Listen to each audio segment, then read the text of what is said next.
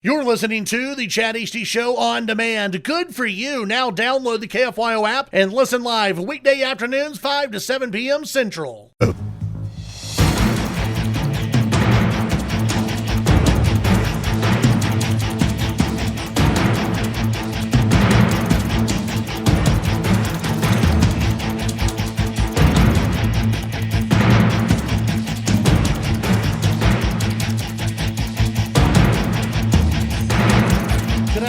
And welcome to the KFYO Mayoral Debate live at the Science Spectrum, sponsored by Williams Brake, Tune, and Tire. Today's audio sponsor, Reason, Religion, Reality, Sundays at noon on KFYO. I'm Chad Hasty, and I'll be serving as today's debate moderator. Our candidates today, former City Council members Mark McBrayer and Steve Massengale. The rules of today's debate are pretty simple. Each candidate will have 2 minutes to answer each question, and each candidate will also get a 1.5 minute rebuttal if they choose to. There will not be a limit on how many rebuttals each candidate gets. Candidates will can just motion to me if you would like any rebuttal time. We ask that the audience remain silent during the debate, except for right now. Let's go ahead and welcome candidates for mayor, Mark McBrayer and Steve Massengale.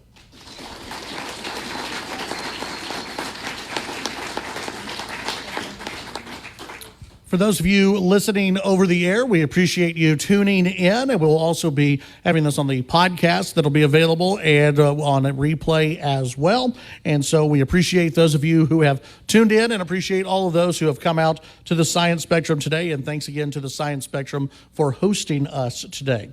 We will start with 2-minute opening statements, and due to winning the coin flip right before we came on the air today, we'll have Mark McBrayer, who will go first with a 2-minute opening statement. Thank you, Chad. Thank you for hosting this today. I'm happy to be here. Mark McBrayer, I love Lubbock. I believe in Lubbock. I've lived here almost all my life.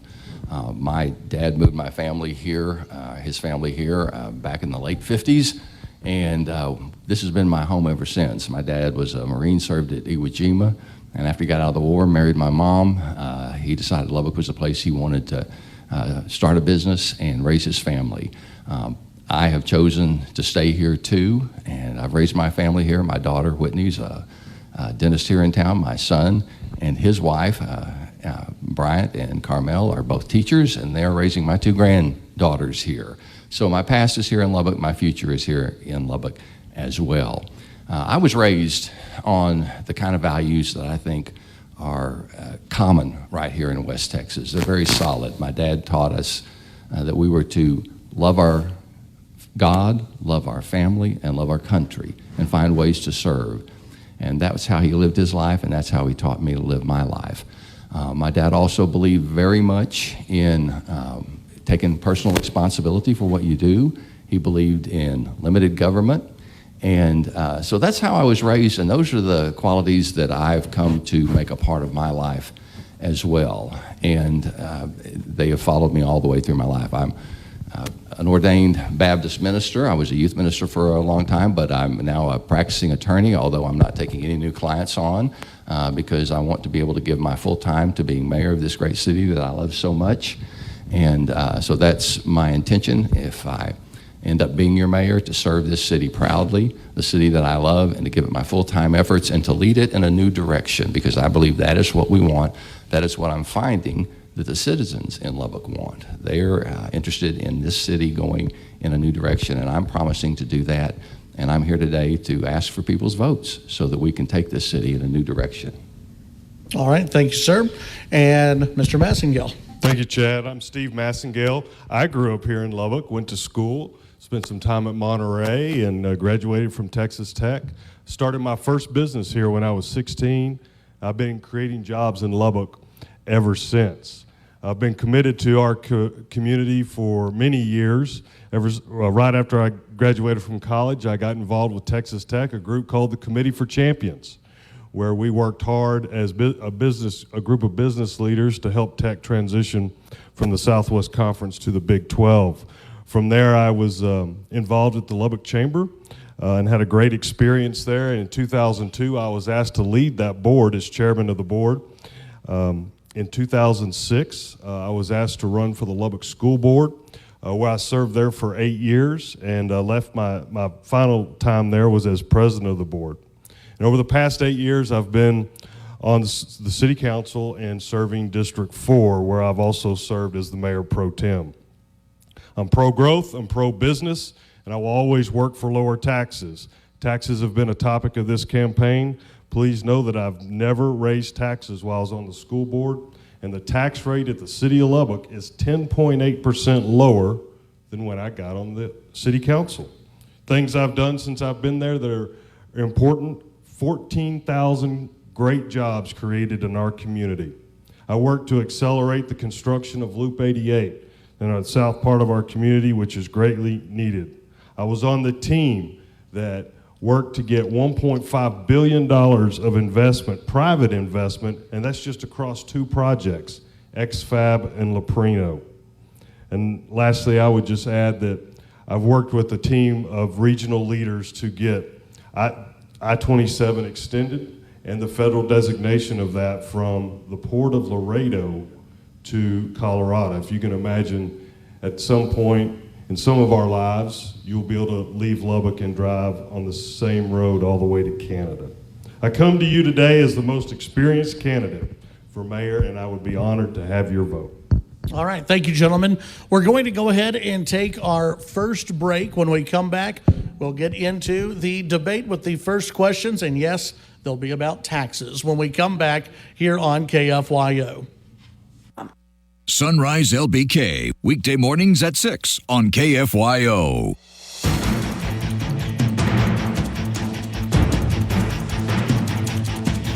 To the KFYO Lubbock Mayoral debate here at the Lubbock Science Spectrum. I'm Chad Hasty, and of course, we will now get started with the official questions, the official debate here between Steve Massengale and Mark McBrayer. Mark McBrayer will get the first question, and it's this. Speaking of taxes, what exactly is your philosophy on taxes and the no new revenue rate? I'm glad we're starting with that question because there's been an issue raised in this campaign that I'm saying something that's not true about Steve, that he always raises taxes, and he said that he's lowered your tax rate. And let's just talk about the difference between that. And I think the difference is pretty obvious. If he's always lowered your taxes, why do you keep paying more in taxes? That's because when your appraisal goes up, if the city council doesn't vote for a tax rate that's low enough, the no new revenue rate, then your taxes will go up. So we can talk all day long about lowering tax rates, but that doesn't mean we've lowered your taxes. The 2 years I've been on the council, both years I supported a no new revenue rate. The first year we voted for one, Steve voted against it. The 4 new people on the council voted for it. I was the only one who wanted a no new revenue rate this year, but we didn't get that. But my philosophy is during tough times, and we're still not out of tough times yet, you need to vote for a no new revenue rate. The city needs to do the same thing our households have to do. When they have to make choices in their budgets to find out how to cut costs so that they can continue to provide for their families, the city needs to make the same hard choices. There are times when people's household incomes are keeping up with the rate of inflation. Then we can look at possibly raising taxes. But this year, Steve made the motion to raise your taxes 3.17%, which is almost as high as legally they are allowed. So my theory is to keep them as low as possible as a matter of course. When it comes time for us to do special projects that we need that might raise taxes, we go to the citizens and we make the case for why we need to do that and what we're doing that for, like we do with road bonds.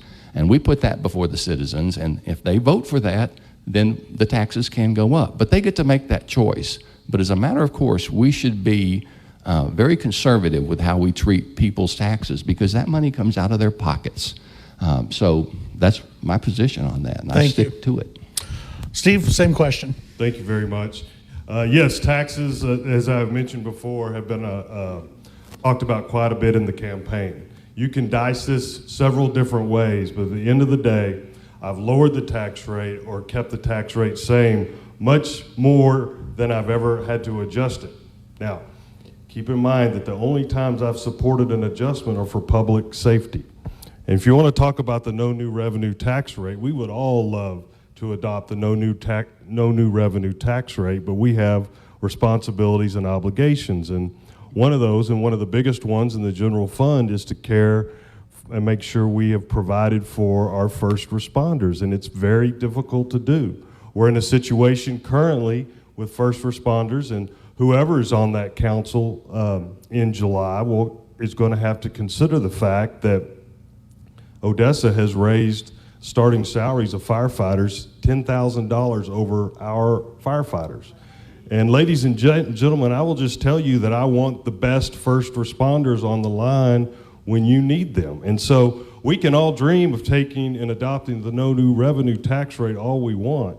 But at the end of the day, the city has cost increases just like anybody else. They deal with inflation, and we want to provide all the services we can at the lowest tax rate possible. But you know, if you want to ask me if I'll adopt the no new revenue tax rate, I will provide for our first responders first, and I will always fight for a lower tax rate. But I just think that's a very, very important part of this conversation. The last piece that's important, and it's complex, and you can thank the state legislature for that, is the formula associated with property tax reform. And if you lower to the no new revenue tax rate, you start at a different level for the next year. And again, it just makes it extremely difficult to provide. So, Mr. McBrayer, rebuttal. So again, and this is very typical oftentimes of what politicians will do. They say, if we don't raise your taxes, we're going to have to cut. And it's always the most important thing, public safety. They never talk about cutting anywhere else. And so it's used actually as sort of a way to get you to say, oh, we have to do that. I would look first, and I've talked a lot about essential and non-essential. Some people don't like that terminology. Call it what you want. There are some things people expect us to do, the city must do, the city has to do. Public safety is top of the list on that. That's the priority. You fund that first, and then you go elsewhere to look for where you need to cut, because that's exactly what households have to do. You know, you take care of the house payment, you take care of the food, you take care of those necessities, and then you start looking at other things where you have to go to cut. The city has to do the same thing our households have to do during tough times. When good times return, and I hope they do soon, then we will have the excess that we need, and we can do some of these other things that people love to have as part of their budget. But we need to be prepared to make tough choices, and we can't always be threatening the public by saying, if we don't raise your taxes, then we're not going to have police, we're not going to have firemen. You know, you're on your own, folks. Mr. Massengale.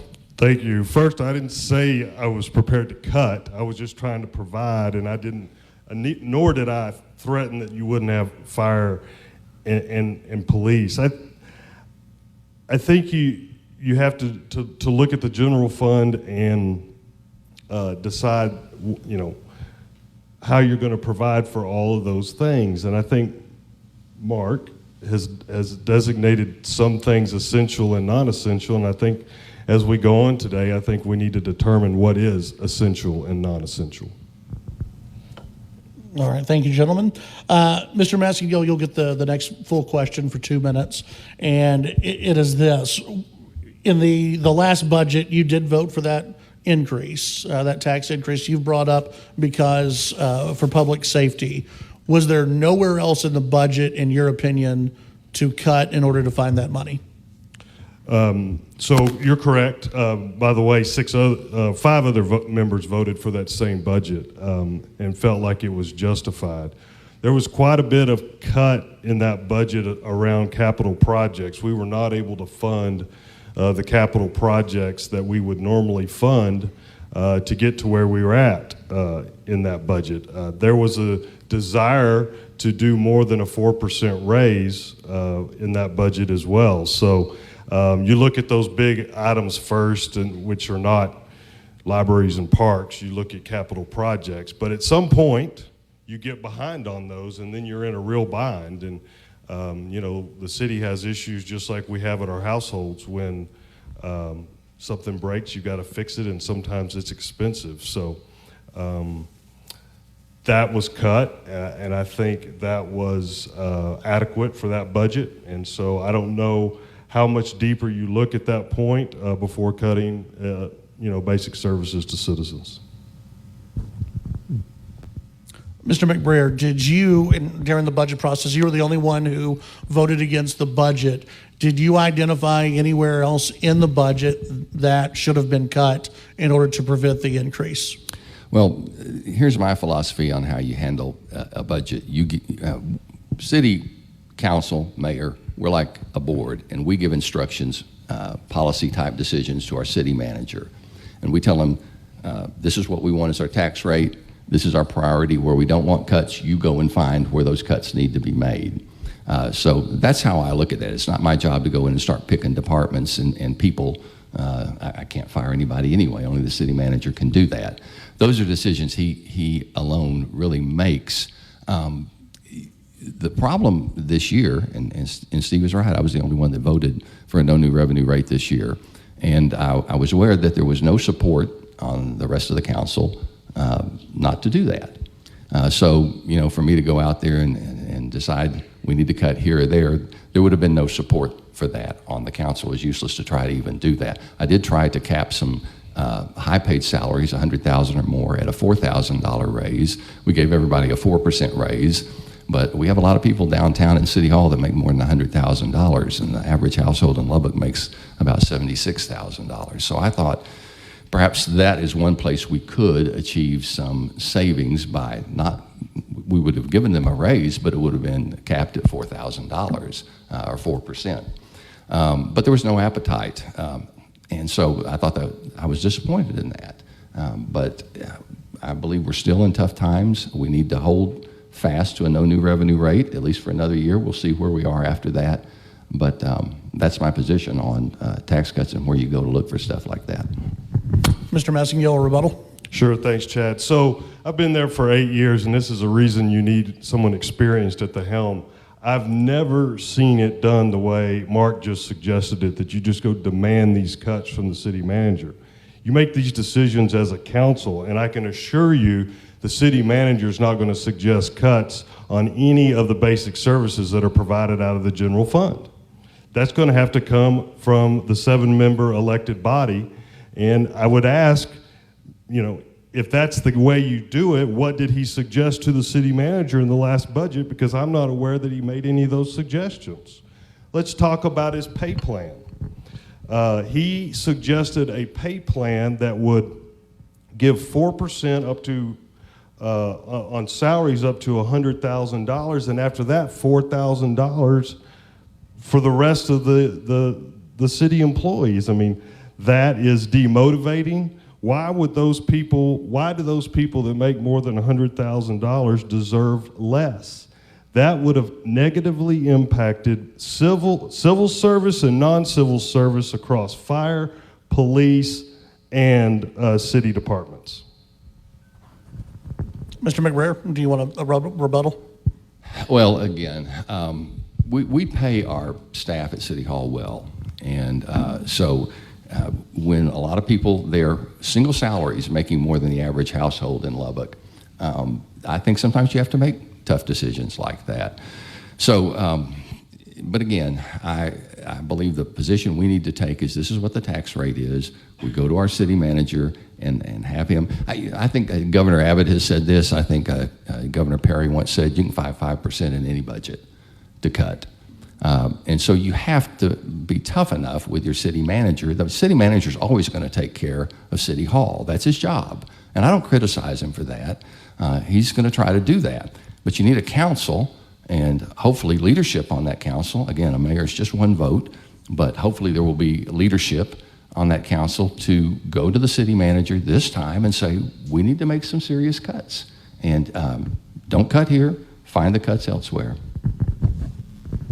Any rebuttal? No? Good. Mr. McBrayer, well, this question will go to you first. because you have talked about non-essential services, essential services. This has been an issue in the debate even today. Can you name areas of the budget today, non-essential services, that you're willing to cut to prevent a tax increase in the next budget? Let's talk about what essential means and what's essential to citizens. What's essential to every citizen across the board. You've got pockets of people in the city. If you start talking about what's important to them, different things will be important to them. But there's certain things that are essential, necessary for everybody, regardless of where they are, where they live, anything else like that. And that's public safety first. Streets and infrastructure second. Everything else falls into that third bucket. And that's where you have to go look. It's not, when I say non-essential, I don't mean that they don't serve a purpose. They certainly do serve a purpose. But we need to control the budgets in those areas so that we make sure that we do well what everybody insists that we do. Because if we don't do that well, that's where the quality of life, the real quality of life in a city begins to decline. If you don't take care of your streets, you don't take care of your first responders, then that shows up. That shows up in crime going up, and a city goes into decline quickly. So we can talk about quality of life in other areas, but the biggest quality of life comes from your infrastructure and your public safety. So those are essential. Everything else really is a non-essential item, and it is open for at least freezing budgets or cutting budgets. Is there a specific area, though, a specific non-essential service that you would cut? A specific, probably you have to cut across the board. You're not going to just zero out some thing that you're doing for your citizens. You're not going to just zero that out. People talk a lot about pools and things like that. And so, that's one area where we're having to already make some decisions because they're very costly. We're spending about $325,000 to keep CLAP open. Unfortunately, that process didn't get started with us early enough to keep it open this summer. But again, I voted to move forward to try to keep that pool open. But we're already having a cut because we're closing 3 other pools, and that was the decision the whole council made. Right. Mr. Massengale, same question. Are there specific areas, non-essential services, that you would be able to identify right now to cut? I'm not willing to categorize the departments that are funded in the general fund as essential and non-essential. I also don't think it's realistic that you could do across the board cut across what Mark says are non-essential departments. I mean, I can't support closing libraries or leaving parks unmowed. I think those are important to citizens. And so, again, I think you have to understand how to manage the tax rate. We brought this no new revenue tax rate up earlier. The city ought to be able to take advantage of the growth. I mean, we're a growing, prosperous city, and that contributes to the tax base, and that helps relieve all these problems that we've talked about. If you're growing and you're adding value to the tax base, then that gives you the flexibility of do these things. But animal services, I mean, according to Mark, that would be a non-essential department. I'm telling you, people are concerned about dangerous dogs, and I don't think we're in the position to defund that. So I can't take a position of essential and non-essential when it comes to the general fund. It would be my goal to maintain those and do everything we can to provide within our means to those departments in the general fund. Mr. McBrayer. Just quickly, animal services and dangerous dogs, dangerous animals, that is part of public safety. And so that does come up in the top tier. So, and we do have a problem with that. We have a problem with that in my neighborhood and a lot of neighborhoods. So, yeah, that's not one of those areas that comes up near the top tier because that's an issue of public safety.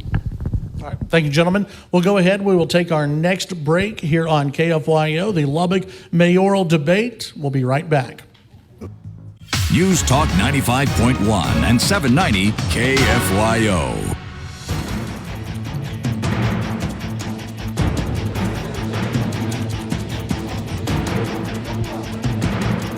Welcome back to the KFYO Lubbock Mayoral Debate, sponsored by Williams Brake Tune and Tire. We welcome you back to the Science Spectrum, where we have candidates Mark McBrayer and Steve Massengale participating in today's debate. We appreciate you tuning in, and of course, those of you who have come out to the Science Spectrum, we appreciate you coming out here today. We're staying on the issues of taxes because it is a big, big issue. And our next question, we'll go to Mr. McBrayer first. You have said before, and I think today as well, that you are not against ever raising taxes. Just during the tough times, you're not for raising the no new revenue rate and raising taxes. How, for when we get into good times, and if you can define what are the good times, should people expect a tax increase in the next couple of years if the good times come back? If the good times return. If the good times roll. Okay.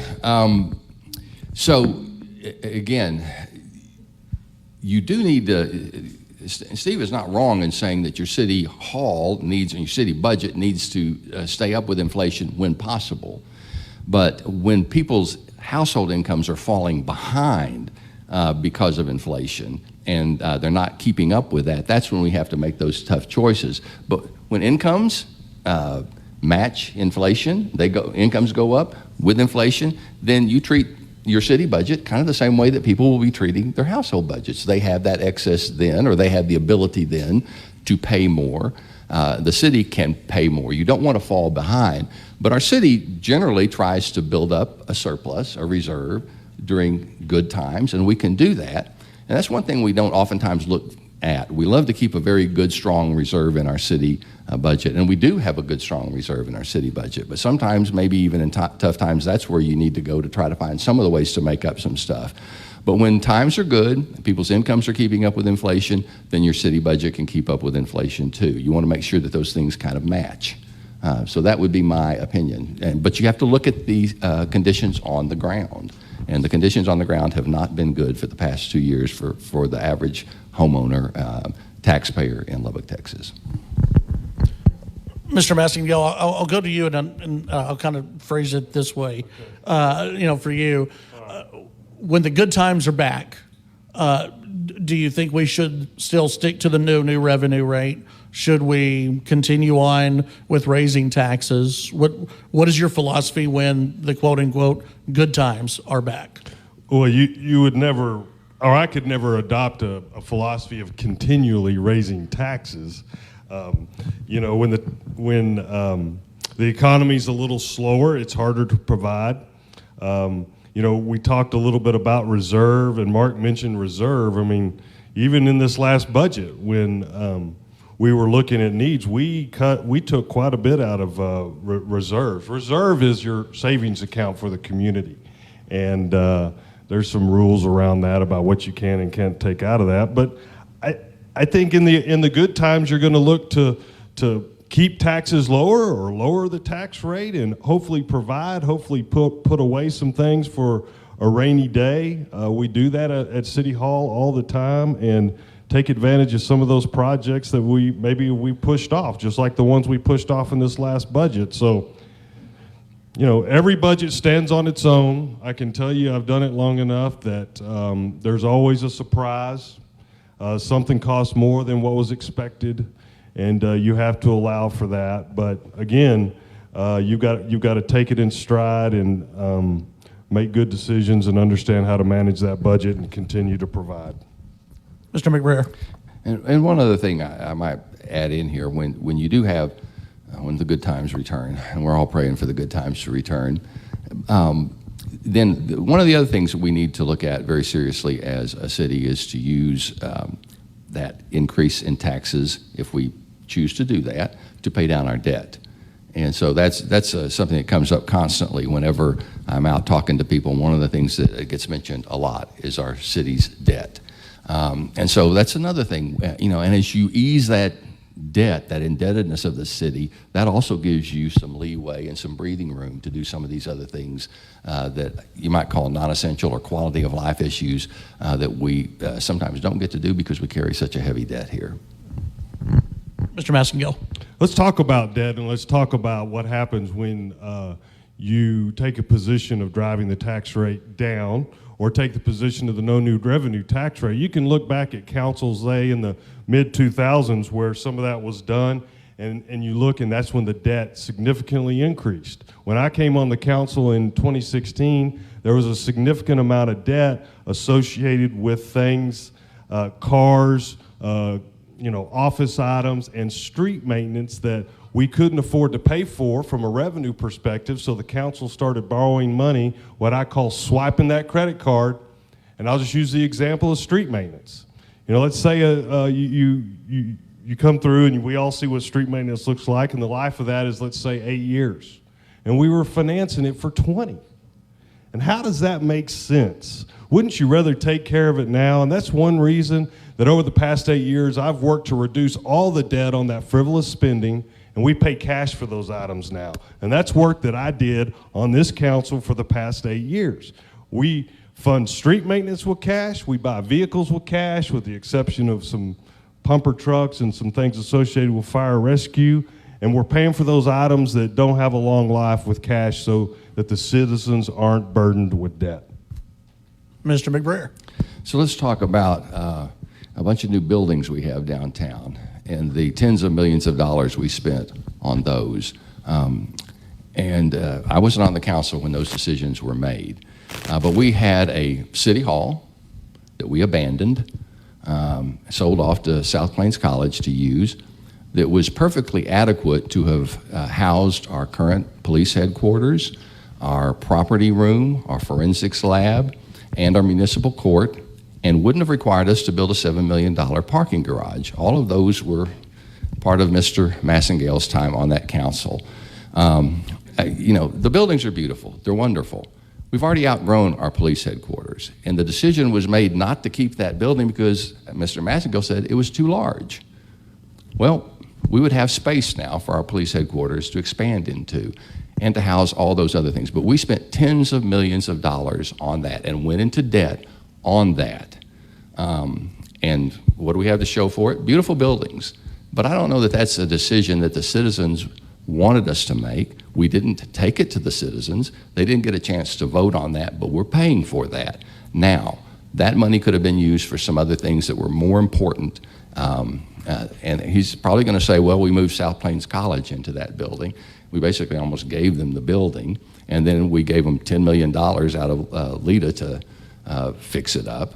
We could have had that. They could have found another place for their facility. So those are just some of the decisions that I think City Council has made that aren't good decisions for the citizens and taxpayers of Lubbock. Mr. Massengale. Thank you, Chad. Well, Mark, you'll be glad to know that when I was campaigning in 2016, that's one of the top items of my campaign was that voters should have been included in the decision of Citizens Tower. You can check the videos, you can check the tapes. I was very vocal about that. That decision on Citizens Tower was made before I was elected. That decision and the bonds were sold in 2015, so I was not on a council that voted on the funding of that. I've been consistent about the way I feel about citizens being included in large projects. You can also go check my record about when we funded the Public Safety Improvements Project, that I voted against the certificates of obligation because I wanted to see it on a ballot. Okay, so I just want to make sure we're clear on how I feel about that. The proposal to put the police in the old city hall, once that council had committed to the tower, was half-baked, okay? They were like, let's see if we can fit it in. We have no plan to pay for it. But at the time, again, when I ran in 2016, it was top of mind to get new police facilities. Remember, it was 2020. Our country was in a state of unrest with law enforcement, and Chief Stevens, the Lubbock Professional Police Association, and the officers on LPD embraced the community policing project. And I did deliver that plan to the council. I delivered that, a new headquarters, and a crime lab at a budget less than what they had proposed to move everything into the old city hall. We were the largest city in Texas without a downtown community college presence. And we solved many issues by inviting South Plains College in to use that building. it's workforce development, it's education to access. And I think I'm over my time. Thank you very much. Let's do this. Let's go ahead. We have one more break that we have to take. If we want to get back into this when we come back, we can do that here on KFYO.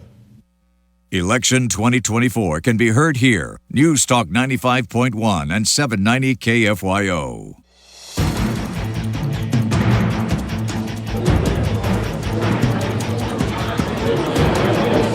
And we are back on the KFYO Lubbock Mayoral debate.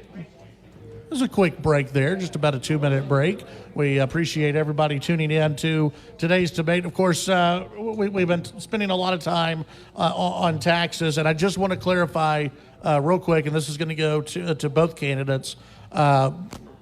Moving forward, and again, we're going to go back into this, hopefully the good times are rolling. Will you commit to the no new revenue rate when the good times roll? And we'll start with Mr. McBrayer. I would look at the situation on the ground with the taxpayers at that time to make that decision. And Mr. Massengale. Yeah, it's so hard to commit to anything related to a tax rate without analyzing, seeing what the tax rolls are and seeing what the needs are. Okay. Moving on, I want to get back just real quickly into this discussion about the police substations and the downtown police headquarters. Mr. Massengale, go get into this a little bit more for us. Why do you think this is the right plan continuing moving forward? I mean, we've already got the buildings. We're not going to get rid of them. But why is this the right plan moving forward? Well, the intent of the plan was to get our officers closer to our neighborhoods, which I think we've done. I think we've seen some positive impact of that with the crime report that Mark and I actually saw right before we came off council. And I think we want to continue to move that way.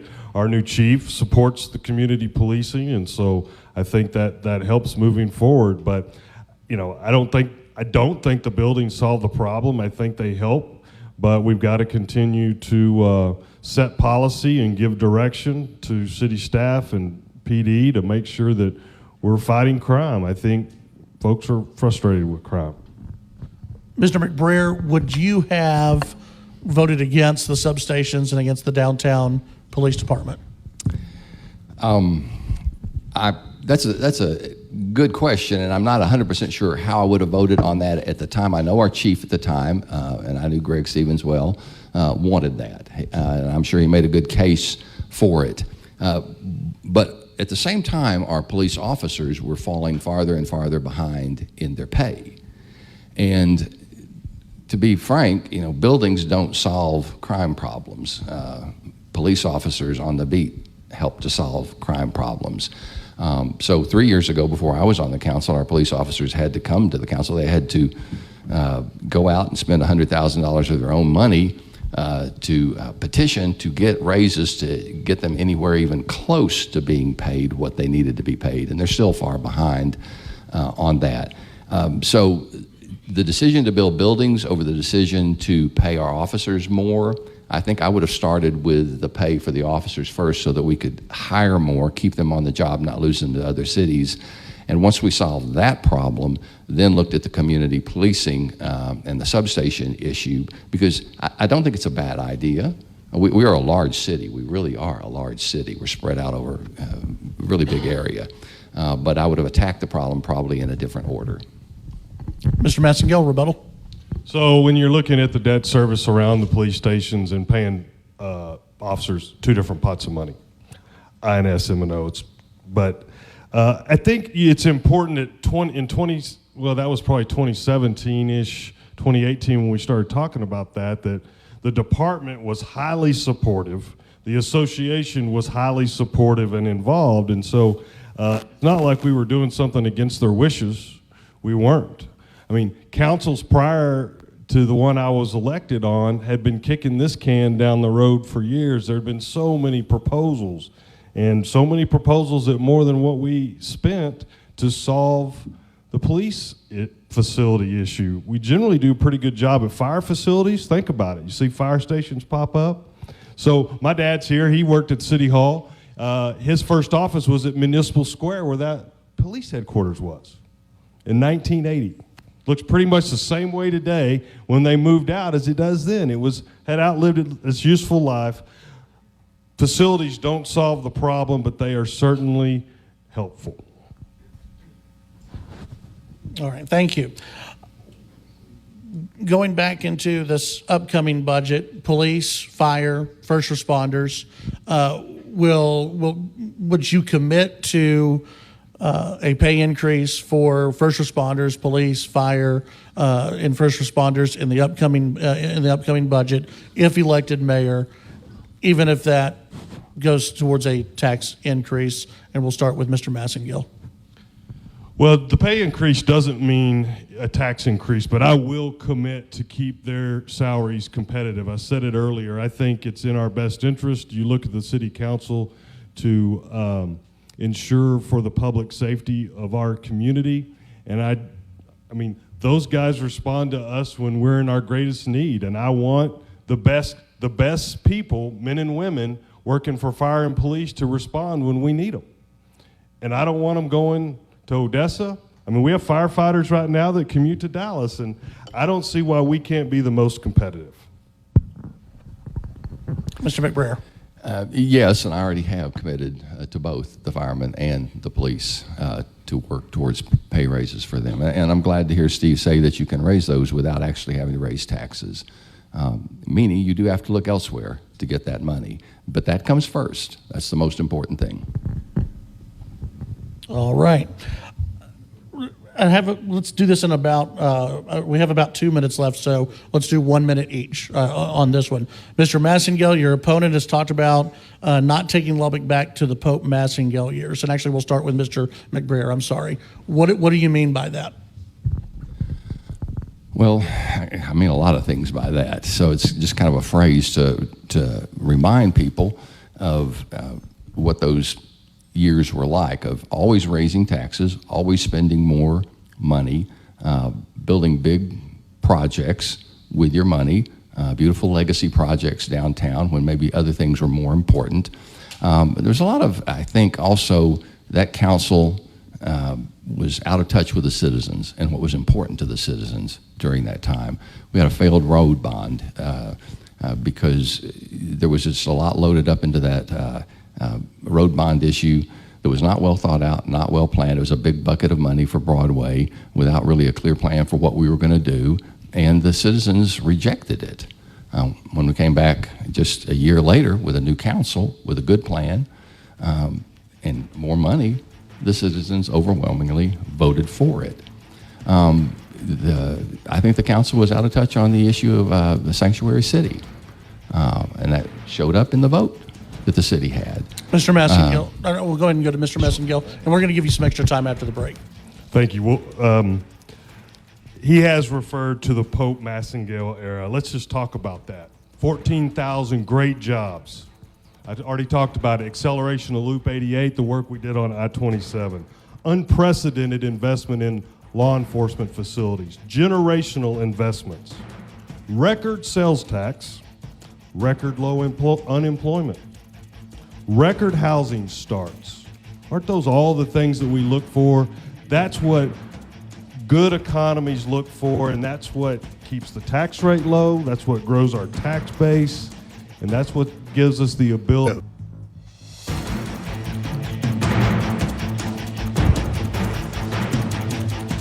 Good afternoon and welcome back to the KFYO Lubbock Mayoral debate between Mark McBrayer and Steve Massengale. When we finished the last hour, well, the computer got them. We were answering, going back to the question of the Pope Massengale years, and we're going to go ahead and give Steve Massengale an extra 30 seconds to answer going back to the Pope Massengale years. Go ahead. Well, I would just remind everybody of the prior list. Let me just finish that list. Leprino, the Leprino cheese factory, $1 billion investment, 600 jobs that pay an average of $60,000 plus, an economic development projects that hits the ranks of the top 20 for the state of Texas, has the same economic impact as Toyota did when they came to San Antonio 20 years ago. And all of that was done in the face of a distracting pandemic. So I guess I would say what was so bad about the Pope Massengale years. Mr. McBrayer. Well, a lot of what he has mentioned is things that happened in Lubbock, because Lubbock is just a great place for people to start a business, move a business, live. We have a low cost of living. We have great universities here. We have low taxes. That's what draws people here. That's what makes it a great place. That's why our conditions were good for a long time here in Lubbock. It had nothing to do with decisions the city council was making. It's because Lubbock is a great place for people to live. I'm talking specifically about decisions that were made by the council during those years that I thought weren't good decisions for the citizens and taxpayers of Lubbock, about their taxes, about government spending, large projects, about how they, a little bit of an attitude towards the citizens of the city, as if oftentimes, and I've seen this happen in the 2 years I've been on the council, we'll make decisions oftentimes, and then after we've made that decision, citizens will show up to tell us we made a really bad decision. And when they do that, we have to listen to them, and we have to believe, or at least understand, that when they come to us, they're coming to us because something is important. They've taken time off from their work to show up, to bring something to our attention that is important to them. And we should never treat them as if they are a burden to us. And I saw that happen too often times with that council. People who came to express their opinion about something were treated as if they didn't know what they were talking about, or they were dismissed. And that's part of what I want to change, is I want a new attitude on the council that is more open to citizens' comment and participation, and treats them with respect. I think that's what our citizens deserve. That's what we owe to them. After all, we are their servants. We are public servants. And just being out of touch oftentimes when the citizens actually had a chance to vote on decisions that were made, oftentimes the citizens went directly against how that council voted. So that's what I'm talking about. Thanks, sir. Mr. Massengale? I'll be quick. Look, Mark has said more than once in more than one of these events that growth happens, and I couldn't disagree more. Leprino would not have just happened. I-27 would not have just happened. Loop 88 would not have just happened. We have to have strong leadership that understands growth, moving forward, and is pro-business. Thank you. Let's move on to the transfer station and some other areas involving the city. Back in May, the Lubbock City Council voted in favor of a waste transfer station. The vote was 6-1 in favor of the zoning change, with Mr. McBrayer the lone no vote. Mr. McBrayer, why did you vote the way you did? My vote was to put a hold on the decision to change the zone. That was the last step in the process. It really should have been an earlier step in the process, but it was the last step. And that was the point at which, again, one of those situations where we took a vote as a council, and then once the citizens become aware of the decision we've made, they react to it, and they react very negatively to it. And so, I've had, I don't know how many emails, phone calls, people showing up at the council meeting. The council was packed with people objecting to that trash station being put in their neighborhood. A lot of different reasons why they were against it, near schools, near their homes, but a lot of it came down to the infrastructure around it, the roads, and what kind of traffic would be on that. So my vote was not against a trash transfer station. I think our city hall and our waste department made a very good case for why we need that here in Lubbock. My position was, let's take a moment to decide whether or not this is the best location for it. Because when we made that decision, we made it based on the information that was brought to us by citizens, by the city hall people. They'd done their investigation and said, this is the best location for us to put it. We accepted that as, they're professionals, they're doing their job. It wasn't my district. I wasn't really all that familiar with where it was going to be placed. But once we started getting a response to it, I went out there and started looking at where it was and what the roads were like out there. And I realized that these citizens do have real concerns. And so we needed to let them know, A, that we heard them, that we were listening to them, and we were going to review it. And so that was what my decision and my vote was about. Mr. Massengale. So the waste transfer station is You know, we talk about taxes and we talk about costs. This is a cost-saving situation. Though the location that was chosen, and Mark's right, was recommended by staff, was the location that was farther away in proximity than any other, farther away from residential than any of the other options. I mean, this is to relieve the trucks. Keep in mind, we run these trucks to Abernathy and back and we wear them out. And this is to solve that problem. It's going to have to be close to the core of those services at some point. I mean, you can talk about moving it other places, but you're going to be close to residential either way. Okay? And I think the transfer station, I get that it's attracts a lot of attention, but I've visited, I've been in one. I spent all morning in one time in Dallas, or not one time, this past fall. And they're cleaner than they're portrayed. They don't smell like they're portrayed. And the one that the city's going to build is going to be one of the most modern in Texas. And we've got the city, whoever's there, has got a responsibility to do this one right. He mentioned the roads. The roads are taken care of.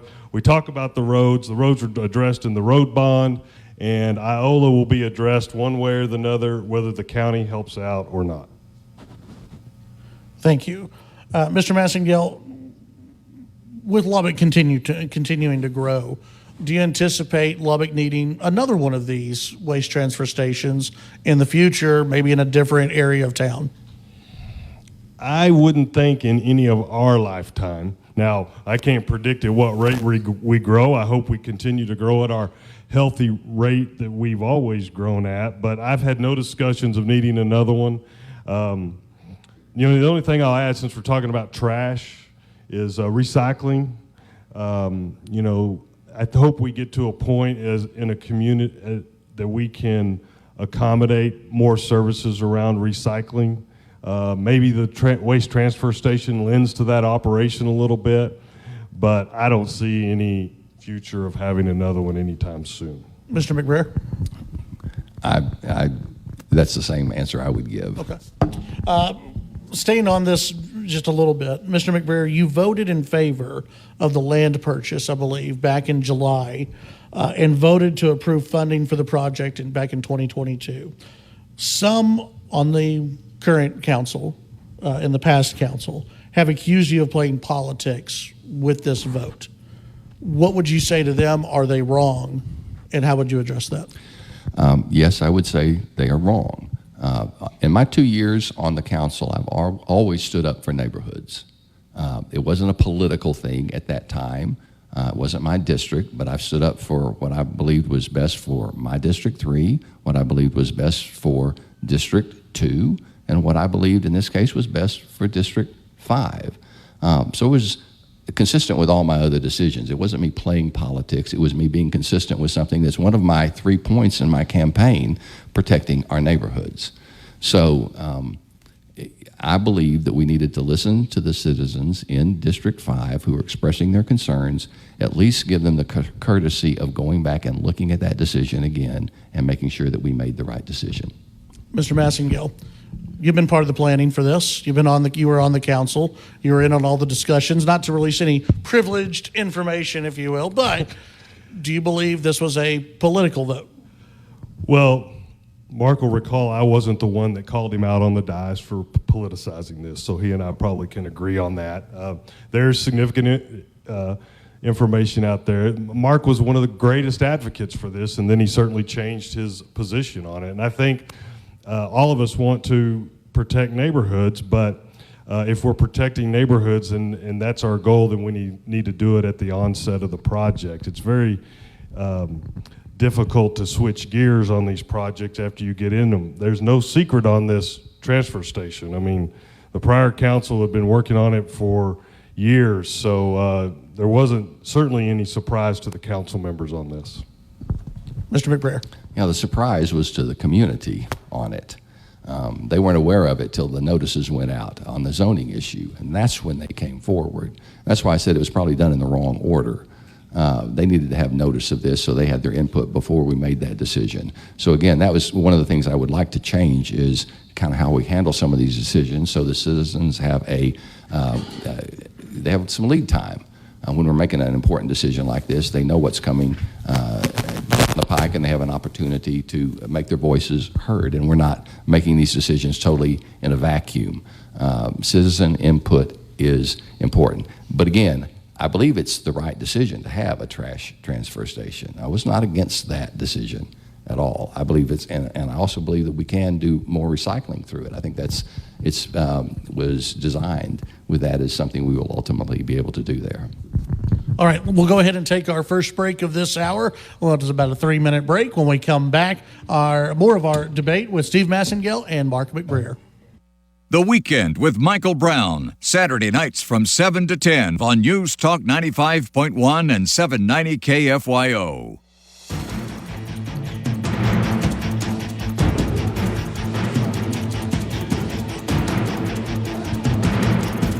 Welcome back to the KFYO Lubbock Mayoral debate. Appreciate you tuning in today, and appreciate all of those who have come out to the science spectrum as well. We continue our debate between Mark McBrayer and Steve Massengale. One of these gentlemen will be the next mayor of Lubbock, Texas. Early voting begins on Monday, so don't forget that. Let's start off with, I think the first question goes back to Mr. Massengale here. As mayor, and y'all kind of got into this a little bit, as mayor, how do you balance what may be good for the city overall, but may not be the most popular thing for the neighborhood or among a group of citizens in the neighborhood? How do you balance that as mayor? Well, I think as mayor, first off, you rely on your city council members that represent their districts, because they're generally a sounding board for any topic in any of those, and make sure you have good working relationship with them. And it's going to go back to just absolutely listening to the citizens in the constituency. And I think it's, I think you have to force that a little bit. And I think as mayor, you'll see me have more town hall events so that we can hear about some of those things.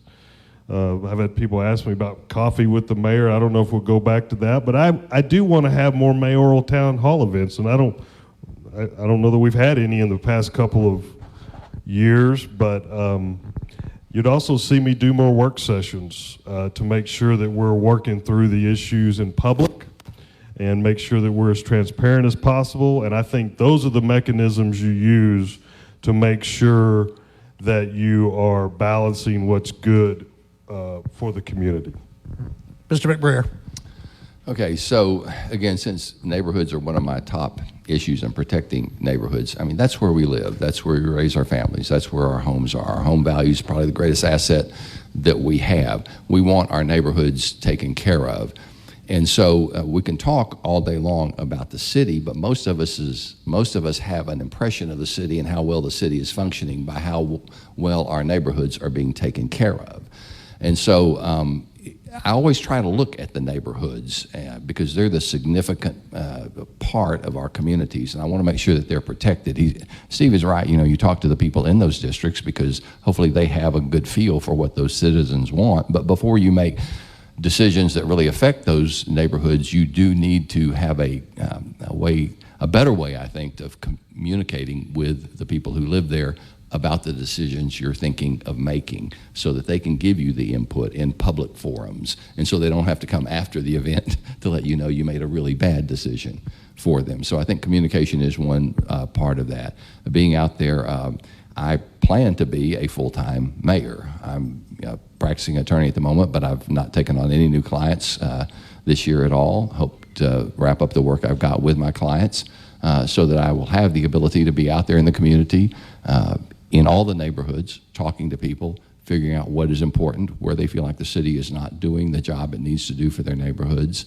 But the fact of the matter is, a lot of these decisions, if you were to ask people who are making those decisions, would you want this across the street from your house?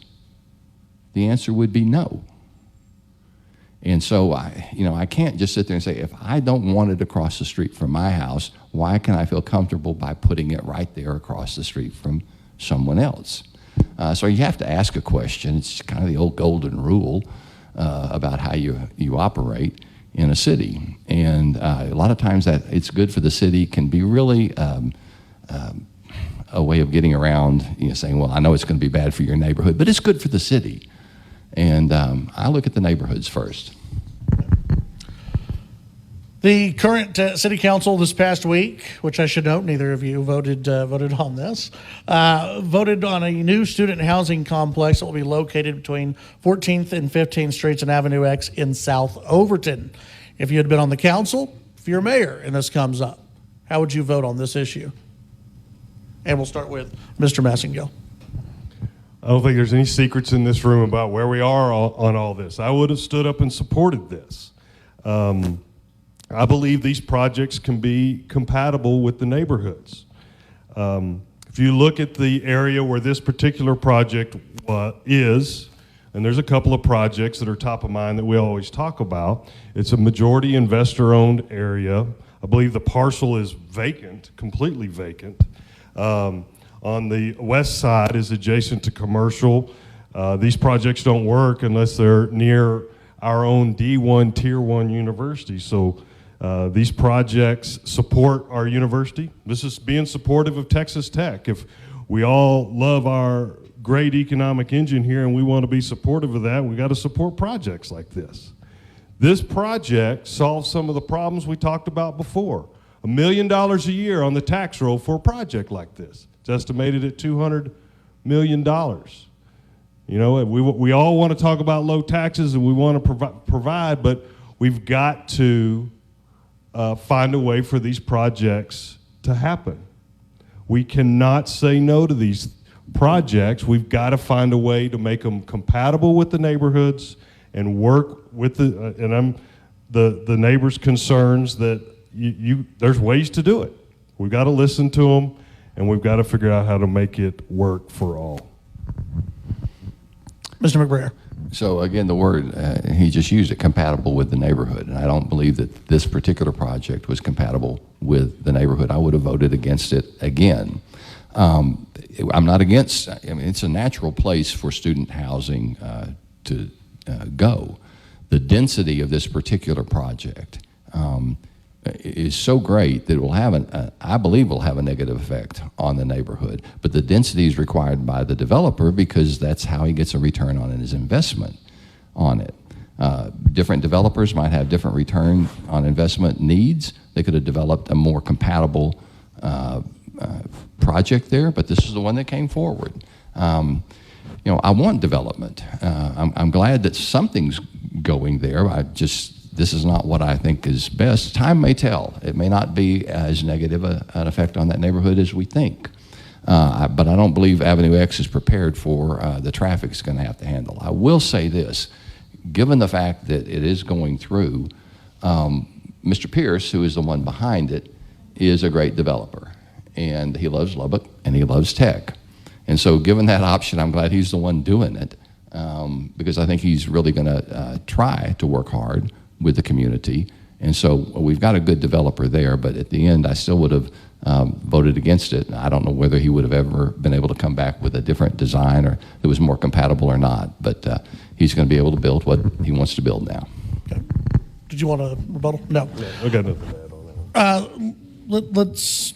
Let's go ahead and do that. Let's go ahead and take the break a little bit early here, so that way we've got some more room when we come back. I don't want to cut either of you off when we get into a next segment. So we'll go ahead. We'll take the break here at the Lubbock Mayoral debate here on KFYO. Yeah. News Talk 95.1 and 790 KFYO.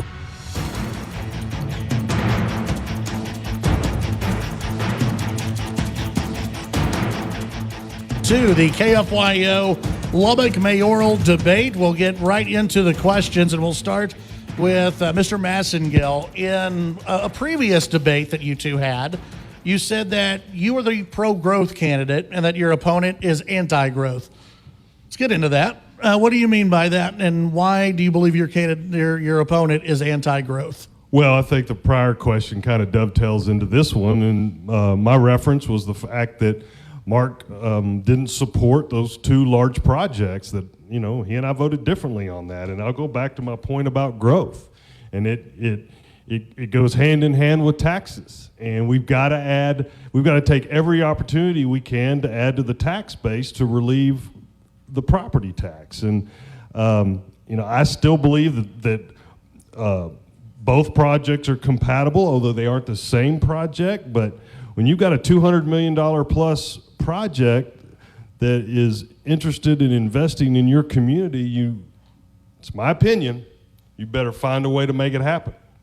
And that doesn't mean you're going to mow over the neighborhoods. I think you can do it in a way and listen to neighbors' concerns and allow those projects to be built. You quickly, as you turn down projects, you quickly hang a Lubbock's closed for business sign out on the city limits sign. And so I just can't, that's not how I'm wired, and that's not the type of work I do. I'm pro-business, I'm pro-growth, and that's not to say that every project makes, but I'm going to make every effort to make sure they're compatible and neighborhood friendly, because I want to bring them into Lubbock and I want them on the tax rolls. Mr. McBrayer, are you anti-growth or are you pro-growth? Well, and the answer I've given to that question before is Lubbock's going to grow. It grows naturally. It grows organically because it's a great place to live, because we have a low tax rate, because we have a low cost of living. We have a great university here. So it's going to grow. It grows because of the efforts of its small business owners, and people are out there who are creating jobs. I've had businesses. Steve has business. The city doesn't create jobs. It creates jobs for city employees. We provide an environment that is attractive for people and allows people, in my mind, the best thing to keep more money in their pocket so that they can use it to grow their businesses and do what is important to them, because that's how a city succeeds and grows naturally and organically. When you have that kind of an environment, you have what we have here in Lubbock. People are looking to Lubbock. They're looking to move here. Lubbock is a great option for a lot of other cities. As long as we get control of our crime problem, which is kind of one of the biggest issues here, we're going to continue to be a wonderful place for people like Leprino and others to come and set up their businesses. So I'm not concerned that Lubbock is going to stop growing. Lubbock is going to grow, but we have to have the appropriate kind of growth, and we have to protect our neighborhoods. When your mantra is a tax base increase at any cost, I think that's dangerous, and to our neighborhoods. Again, I have to ask, how many of you would have wanted these projects right across the street from your house? I remember, recently our city was sued by someone because of a P&Z decision that allowed cars to come out of a business and shine their lights on that person's house, $850,000 house at night. And he complained about that. That's just lights from a car shining on the house. That's not a 700 student development with 500 cars in it all the time.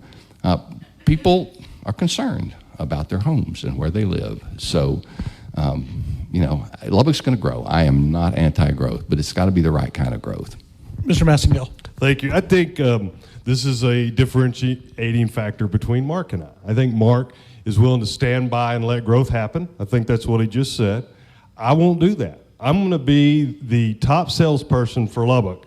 I'm going to be on doorsteps of companies because I want to invite them here. I want to make sure that we are taking every opportunity we can to improve our economy. I feel like at the end of the day, if we're doing our job at the city, on the city council, it's about creating great jobs. And you don't do that by sitting back and letting nothing happen. And I won't read you my list, but all those projects that I talked about that are positive and have a positive impact on business and our community and our infrastructure don't just happen organically. They happen with good, strong leadership that recognizes what the needs are in the community and pushing until you get them done. Mr. McBrayer, do you have a rebuttal? Yeah, I guess Steve is assuming I wouldn't have been behind getting someone like Leprino here or something like that. I certainly would have. I would have worked for that. That's the kind of growth you do want. I'm trying to make a distinction between growth at any cost, regardless of its effect, and good positive growth. And so I will always stand up and work. But again, city council does not create jobs. Businesses create jobs. And Lubbock is a great place for people to start businesses, to move businesses, They're contacting us on a regular basis now. Lubbock is going to grow. We don't want the kind of growth we can't control. I mean, part of the problem of uncontrollable growth is it does cost a lot of money. Lubbock is spread so far out to the south now that costs us a lot of money. So, you know, the kind of growth that we want is the appropriate growth for a city like Lubbock that has limitations. We have water limitations, and so we always have to be concerned about what kind of growth we want and what's appropriate here. But I am definitely not against growth. I love Lubbock. I know why people want to come here. It's why I stayed here. Mr. McBrayer, I've got a follow-up here, and kind of ties in with an earlier question of how do you balance the neighborhoods as a councilman versus as a mayor and looking out what's good for the city. You've mentioned a couple of times that no one would want possibly a waste transfer station in their neighborhood. That I remember years ago when the new animal shelter was being debated, nobody wanted the animal shelter in their neighborhood. These places have to go somewhere. So if all the council members come up to you as mayor and go, hey, they don't want it in my area, they don't want it in my district, they don't want it in my neighborhood, what do you do at that point? Well, the not in my neighborhood, you know, is kind of one of those problems people have a lot of times when you want to do something.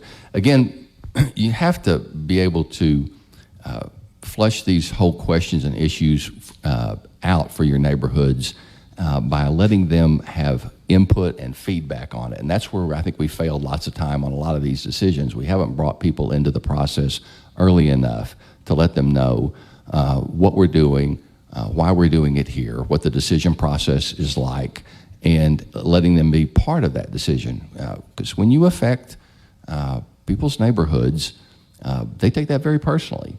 And so it's a process, and I guess what I would say is we have to have a better process for that. Sometimes you do have to make some tough decisions, but these were not decisions the city was making about city projects. These were the decisions we were making about outside people coming in. And these developers were not Lubbock people. These were outside developers coming into Lubbock, and we were having to make decisions about those. So again, tough decisions. We can talk about increasing the tax base. I don't know that all that tax money would have gone to Lubbock. It would have been spread out between all the different taxing entities here. But that can't be our sole criteria. Mr. Massengale. I'm not sure you answered your question. I think your question was where would they go if you had obstacles, and I'm also not sure we're not talking in circles because we're talking about not in my backyard. And I've dealt with projects. It's not just District 3 that has these projects or District 6. District 4 has had similar projects. And you're certainly not up here or asked to get these jobs for the pay because either way, you've got to make the tough decisions. You got to go somewhere.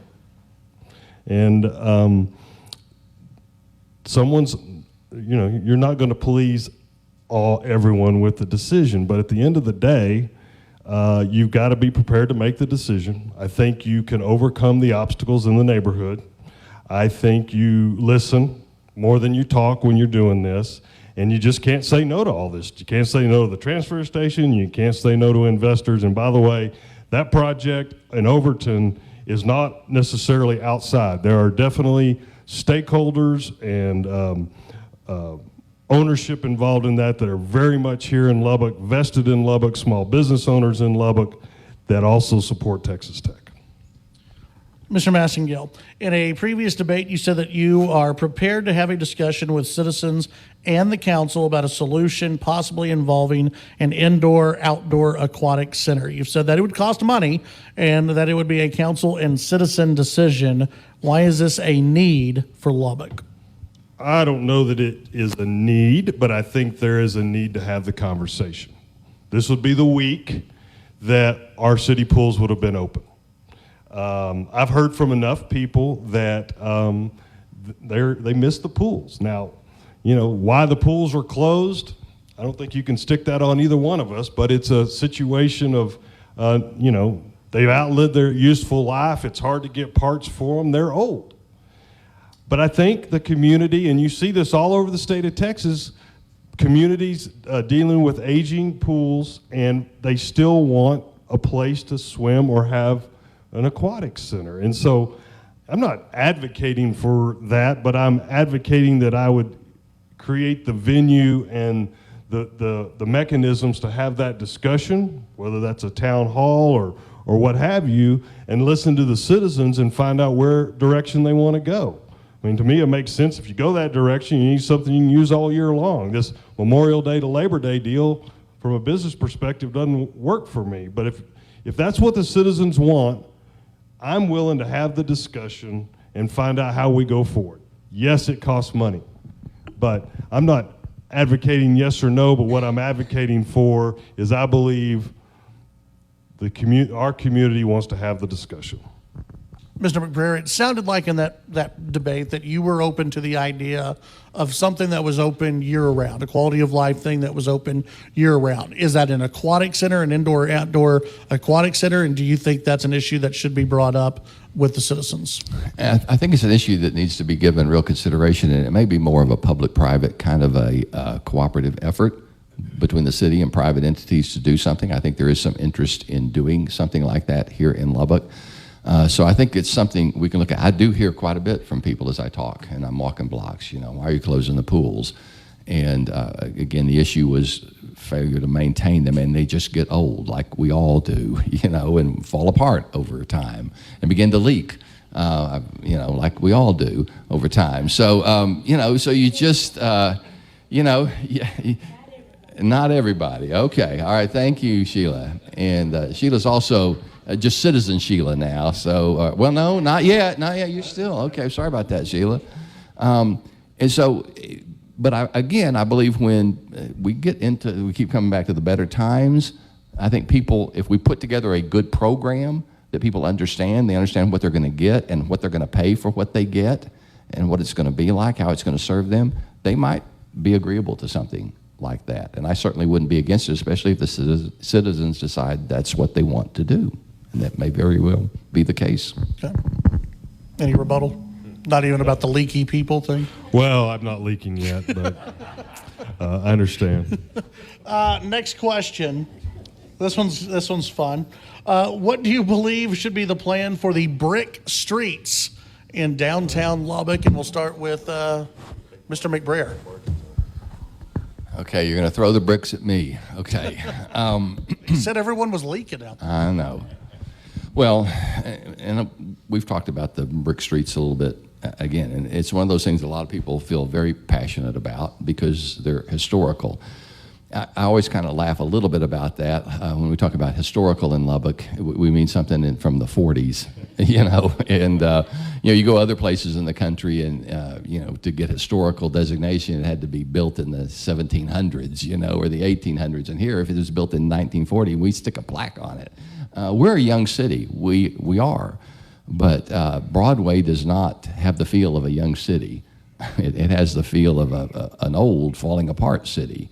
Like I say, I'm embarrassed to drive people down that street and introduce them to Lubbock and Texas Tech by driving down Broadway. I'm surprised their teeth aren't knocked out of their mouth by the time we get to the end of it. We have to solve that problem, and we can't do it by going back with bricks. Once we take the street up to fix all the problems with the underlayment on it that's old, we'll lose a lot of the bricks. So we just can't go back with it the way it is. We've had several designs worked up. We need to decide on a design. We need to decide on how much of it we are able to do, whether we're going to do it in segments, all at once, whatever. But again, when we come back to the taxpayers this time, we have to have a well-thought-out project, and it has to be not just kind of a vague bucket of money to throw at a street. They need to know what they're getting for the money. But it is an issue, and we do need to address it. Mr. Massengale. So Broadway is a very important corridor to our community. It's one of the oldest. It's a piece of revitalizing downtown, in my opinion. I've always taken the position that whatever Broadway looks like, it needs to be the biggest bang for the taxpayer's buck. I don't think that includes bricks. We build streets all the time. We've gotten all wrapped up in the way Broadway looks. And I think we can honor the legacy of the bricks, probably in the intersections. It's my understanding, ADA doesn't allow you to do them on the crosswalks, but I think we can do it. I think we've got to, as a community, address Broadway and many other streets in our community. We're very behind on our street infrastructure. We're lucky to have the $200 million bond, street bond, but that's just really a fraction of what we need. We hadn't had a street bond prior to that one for 13 years. So as mayor, I'll bring that up first thing. I'd like the council to have a pretty good conversation about that. They need to figure out what it's going to look like and pick a design, and then we need to have a plan moving forward. All right, thank you, gentlemen. Let's take the final break of this debate. When we come back, closing statements with the candidates on KFYO. Connecting you to election 2024. News Talk 95.1 and 790 KFYO.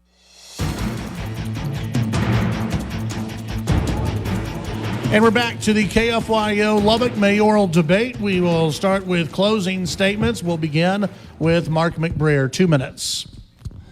Thank you again, Chad, for hosting this and great questions. Allowed us to cover the ground today. I started off by saying I love Lubbock. I believe in Lubbock. That's why I got in this campaign for mayor of Lubbock. I also got into it, and it was an easy decision for me to make. I'd just been on the council for 2 years. I could have served that time out, but I felt like the citizens of Lubbock that I had talked to wanted a change of direction, and that's my theme, choice for a new direction. For too often, I think we've not had real choices on our ballots, and maybe that's one of the reasons not a whole lot of people vote in our municipal elections. I was excited that this election was the largest in my memory May election for mayors that I can recall. Over 30,000 people voting for mayor in this election. That's not happened in my memory. So I think people are interested, and I believe I came in first in that race, and I believe that's because those people who voted for me want to change, and they see me as the candidate who can bring that change. We're going to have a new council to work with. The mayor is only one vote on the council. I can't do everything by myself. But a mayor who comes in with a strong vote of the public that's behind his campaign and what he's campaigned on, and I've been very clear about what I'm campaigning on, then he comes in with some leverage with new council people to say, this is what the citizens of our city want, and we need to be prepared to move in a new direction. So I'm focused on, again, getting control of our crime problem. That's the biggest, number one reason I'm in this race, and it's why I have the endorsement of the Lubbock Professional Police Association. They understand that I'm serious about this issue and solving that problem as well. Second, keeping your taxes low. Third, protecting your neighborhoods. So I'm just encouraging the folks who voted for me the first time to come out and vote again, and because you will be the key to creating the change here in Lubbock that I want, and I believe the citizens of Lubbock want as well. Mr. Massengale. Thank you, Chad. First, Chad, I want to thank you and your team, Ken, Steve, all you put on a great debate. I want to thank my supporters for being here, my campaign team, who I don't have time to acknowledge, but I'm grateful for them. I want to start with a couple of important endorsements. I'm endorsed by the Lubbock firefighters.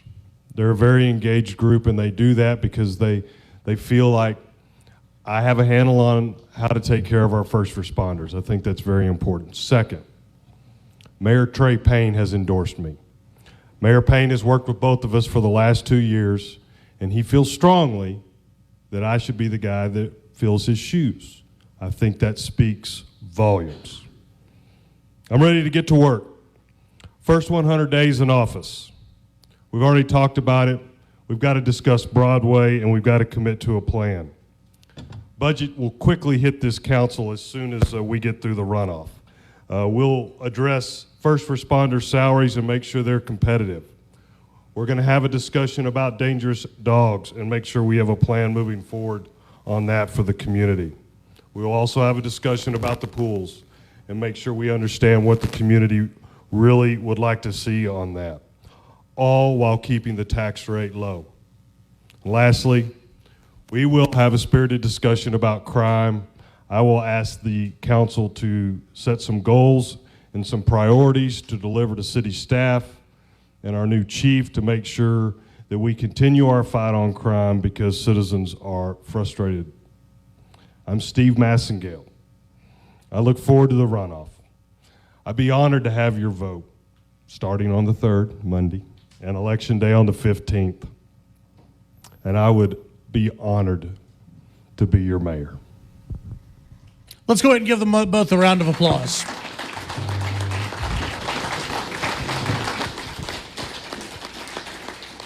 I'd like to thank both Steve Massengale and Mark McBrayer for participating in this afternoon's debate. For those who may have missed part of the debate, or maybe you want to hear it again, this will be on the podcast. You can view it also radio on demand at KFYO.com. We will also be replaying it on June 9th during Reason, Religion, and Reality at noon. And, of course, don't forget that early voting begins on June 3rd, that's Monday. It's very important to get out and vote. Typically, runoff elections are very low turnout, so every vote will count. We've seen a lot of elections around the state where just a handful of votes have really mattered. So be sure to get out and vote during the early voting process, because June 15th is Father's Day weekend. You might be busy during that time, traveling, doing some other things. June 15th is Election Day. So don't forget about those two very important dates. And then be sure to, for those of you who are here, outside our doors, you can register to win the Clay Travis books that we're going to be giving away. We'll announce the winners of those coming up on Monday at during the Chad Hasty Show. Steve Evans is furiously writing me a note, thanks to our great sponsors as well, including Williams Brake Tune and Tire, and the audio sponsor, Reason, Religion, and Reality. Easy for me to say the 3 R's really, really quickly as we wrap up. Again, want to thank Nick for sitting next to me. If you've never met the sweater, he's right here. Nick Talsick sitting next to me, Ken Corbin, and I want to thank, of course, Steve Evans for running the audio here. Connor Abernathy back at home base running the show and making sure everything works. So enjoy your afternoon. Get out and vote on Monday. Thanks again for joining us here on KFYO in the Science Spectrum.